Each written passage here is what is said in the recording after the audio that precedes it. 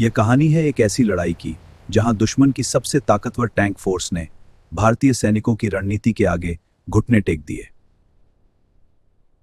अगस्त 1965 में पाकिस्तान ने operation Gibraltar के तहत कश्मीर में घुसपैठ शुरू की, जिसका उद्देश्य स्थानीय विद्रोह भड़काकर भारत को अस्थिर करना था।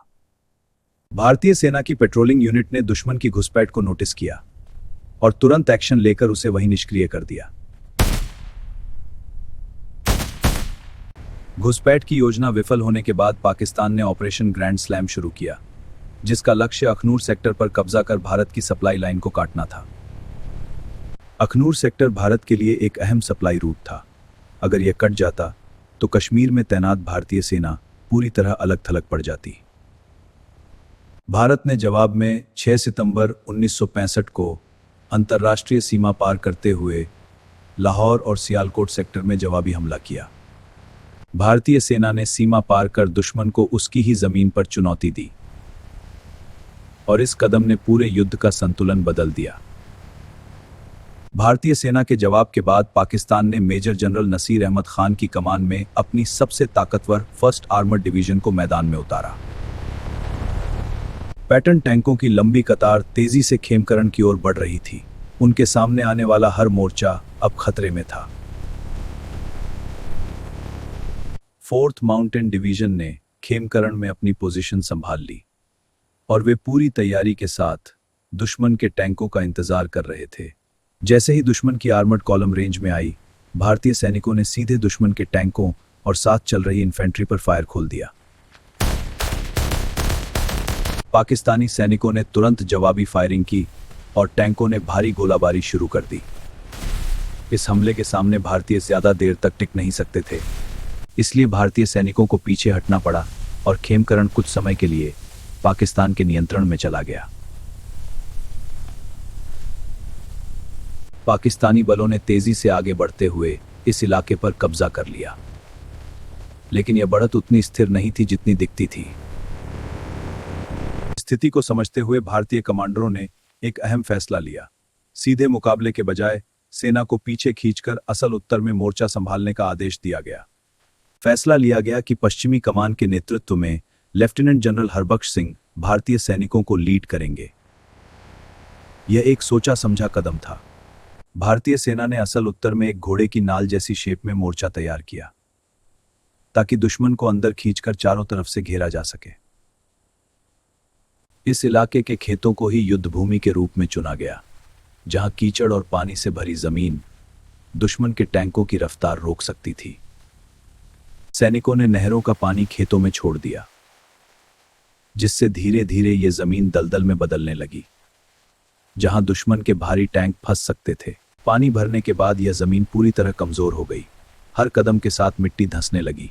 अब यह इलाका भारी टैंकों के लिए जाल बन चुका था। पाकिस्तानी टैंक तेजी से आगे बढ़ते हुए इस इलाके में दाखिल हुए। उन्हें अंदाजा नहीं था कि जिस जमीन पर वो बढ़ रहे हैं वही उनके लिए सबसे बड़ा खतरा बनने वाली थी। जैसे ही पाकिस्तानी पैटर्न टैंक इन पानी भरे खेतों में दाखिल हुए, उनकी रफ्तार धीमी होने लगी। अब यह जमीन धीरे धीरे उनके लिए रुकावट बनती जा रही थी। जमीन ऊपर से साधारण दिख रही थी, लेकिन नीचे कीचड़ ने पकड़ बना ली थी। अब हालात बदलने लगे थे। टैंकों के ट्रैक फिसल रहे थे और इंजन पर दबाव बढ़ रहा था। कीचड़ में फिसलते हुए उन्हें पकड़ नहीं मिल रही थी। कोई आगे नहीं बढ़ पा रहा था। अब टैंक फॉर्मेशन बिखरने लगी थी और पीछे छूट जाने से कई टैंक अलग थलग पड़ गए। खेतों में छिपे भारतीय सैनिक पूरी तरह तैयार थे, लेकिन किसी ने ट्रिगर नहीं दबाया। वे सही समय का इंतजार कर रहे थे। जैसे ही दुश्मन के टैंक कीचड़ में फंसे, भारतीय सैनिकों ने एक साथ फायर खोला। दुश्मन अब खुले में था और तुरंत दबाव में आ गया। खेतों की ऊंची फसल और धुएं की वजह से विजिबिलिटी कम हो गई थी और ऊपर से भारी फायरिंग ने दुश्मन सेना में भगदड़ मचा दी। मल्टी पॉइंट फायर ने दुश्मन की मूवमेंट को सीमित कर दिया और अब पाकिस्तानी यूनिट्स हर तरफ से आने वाली फायरिंग के बीच फंस चुकी थी। हर दिशा से आ रही फायरिंग ने दुश्मन को कंफ्यूज कर दिया और अब पाकिस्तानी यूनिट्स बिना किसी विजिबल टारगेट के जवाबी फायरिंग करने लगी। कवर के अंदर रहकर की गई फायरिंग ने भारतीय सैनिकों को बढ़त दी। दुश्मन को दिशा नहीं मिली और भारतीय पोजीशन सुरक्षित बनी रही। सेंट्यूरियन टैंकों की लॉन्ग रेंज और कंट्रोल ने भारतीय सेना को बढ़त दिलाई, जिससे वे सुरक्षित दूरी से दुश्मन के टैंकों पर लगातार दबाव बना सके। ठीक इसी समय 4 ग्रेनेडियर्स के बहादुर सैनिक हवलदार अब्दुल हमीद अपनी जीप पर लगी 106 mm RCL के साथ युद्ध में उतर चुके थे। बिना समय गंवाए खुले मैदान से हटकर उन्होंने अपनी जीप को ऐसी जगह रोका जहां से हमला करना आसान था। अब्दुल हमीद अब फायरिंग पोजीशन में थे। पेड़ों की आड़ से अब्दुल हमीद ने पहला फायर किया। शॉट क्लियर था। इंपैक्ट सीधे टैंक पर हुआ और देखते ही देखते वह टैंक जलने लगा। RCL की रेंज कम होने के कारण उन्हें नजदीक से हिट करना पड़ता था, इसलिए हर शॉट के बाद वे अपनी पोजीशन बदल लेते हैं। वे लगातार फायर कर रहे थे। उन्होंने टैंकों के कमजोर किनारों और पीछे के हिस्सों को निशाना बनाया और देखते ही देखते दुश्मन की ताकत टूटने लगी। RCL गन से लैस जीप गन्ने के खेतों में पूरी तरह छिपी हुई थी। दुश्मन को अंदाजा भी नहीं था कि हमला कहां से होगा। अब्दुल हमीद की जीप पैटर्न टैंकों के सामने एक खिलौने जैसी थी, लेकिन हमीद ने बहादुरी से 7 पाकिस्तानी टैंक नष्ट कर दिए। लेकिन बदकिस्मती से पाकिस्तानी टैंकों को उनकी जीप की लोकेशन का पता चल गया। बिना समय गंवाए एक पैटर्न टैंक ने अब्दुल हमीद की जीप पर सीधा गोला दाग दिया। पैटर्न टैंक का गोला जीप से टकराया, लेकिन जीप के हवा में उछलने से पहले हमीद का दागा आखिरी गोला 8वें टैंक को भी खत्म कर गया। 10 सितंबर 1965 को वे शहीद हो गए, लेकिन तब तक उन्होंने युद्ध की दिशा बदल दी थी। पूरा मैदान जलते हुए टैंकों और काले धुएं से भर चुका था। शानदार युद्ध रणनीति और अदम्य साहस के दम पर भारतीय सेना ने पाकिस्तान की सबसे शक्तिशाली पैटर्न टैंक डिवीजन को घुटनों पर ला दिया। भारतीय सैनिक लगातार दुश्मन पर दबाव बनाए हुए थे। भारी फायरिंग के बीच पाकिस्तानी सैनिक जलते टैंकों के पीछे छिपने पर मजबूर हो गए थे।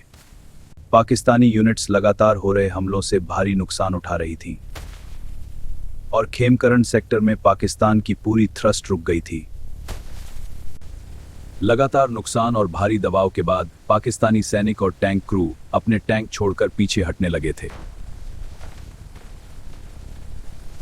पाकिस्तान की 1st आर्मर्ड डिवीजन को भारी नुकसान उठाना पड़ा।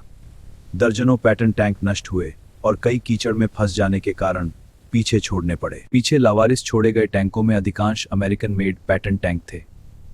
इसीलिए उस जगह को आज भी ग्रेवयार्ड ऑफ पैटर्न्स, पैटर्न टैंकों का कब्रिस्तान कहा जाता है। पकड़े गए पैटर्न टैंकों में से कई टैंक चालू हालत में थे और वे आज भी भारत के विभिन्न सार्वजनिक स्थानों पर युद्ध ट्रॉफी के रूप में प्रदर्शित हैं। लगातार संघर्ष के बाद भारतीय सैनिक पूरे क्षेत्र की तलाशी और सुरक्षा में जुट गए थे, जबकि दुश्मन की बची हुई टुकड़ियां पीछे हट चुकी थीं। पाकिस्तान के मेजर जनरल नासिर अहमद खान घायल हुए और उनके artillery commander brigadier AR Shammi युद्ध में मारे गए, जबकि कई पाकिस्तानी सैनिक पकड़े जा चुके थे। 22 सितंबर 1965 को संयुक्त राष्ट्र UN के हस्तक्षेप और सोवियत संघ व अमेरिका के दबाव के बाद आधिकारिक रूप से युद्ध विराम घोषित किया गया। 4 ग्रेनेडियर्स के हवलदार अब्दुल हमीद की महान शहादत और वीरता के लिए उन्हें भारत सरकार द्वारा परमवीर चक्र से सम्मानित किया गया। आज भी उन्हें टैंक विनाशक के रूप में याद किया जाता है। प्रधानमंत्री लाल बहादुर शास्त्री जी द्वारा सेना को दिया गया फ्री हैंड और लेफ्टिनेंट जनरल हरबख्श सिंह की सूझबूझ ने भारत को ऐतिहासिक जीत दिलाई। असल उत्तर की जीत ने साबित किया कि युद्ध के मैदान में हथियार चलाने वाले का हौसला हथियार की ताकत से कहीं अधिक महत्वपूर्ण होता है। जब भी कोई जवान शहीद होता है, वह इसी तिरंगे में लिपटकर अमर हो जाता है। तिरंगा एक कपड़ा नहीं, बल्कि उनकी शपथ, उनकी शक्ति और उनका अंतिम श्रृंगार है। आप देख रहे थे Frontline Vault. Real war stories के लिए लाइक, शेयर और सब्सक्राइब करें और बेल आइकन ऑन करना ना भूलें।